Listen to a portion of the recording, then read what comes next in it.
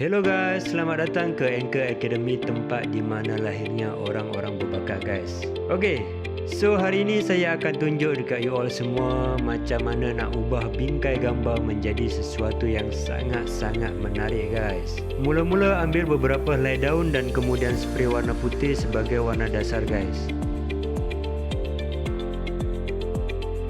Kemudian campurkan warna merah, kuning dan orange untuk dapatkan tone warna yang terang.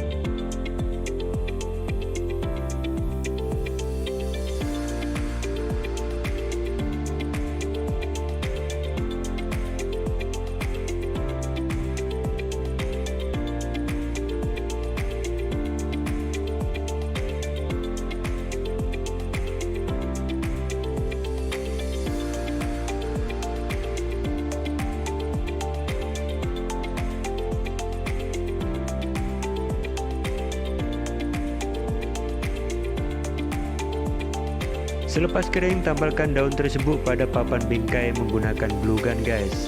So tutup semua sampai semua permukaan tertutup guys. Gunakan papan warna hitam untuk kesan yang lebih menarik dan cantik.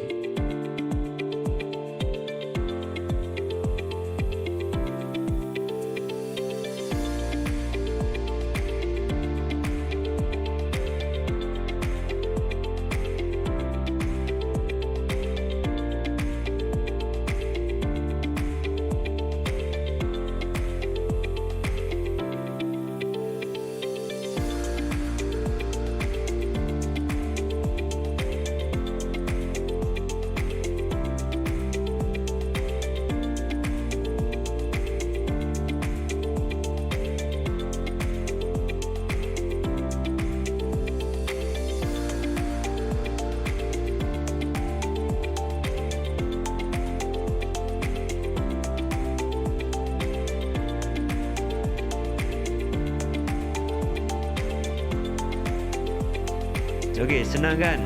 So korang pun boleh buat dekat rumah. Saya harap you all enjoy dengan video ni. Jangan lupa tekan butang like, subscribe and comment guys. So terima kasih, bye bye.